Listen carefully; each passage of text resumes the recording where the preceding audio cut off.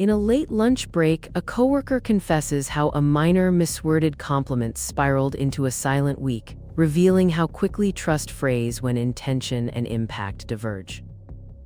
A psychologist observes that the pause after the clash, when both choose listening over rebuttal, often becomes a bridge where empathy grows and questions replace accusations. The anecdote shifts to how the listener mirrors curiosity, reflecting back feelings without judgment, which research links to decreased threat and heightened safety.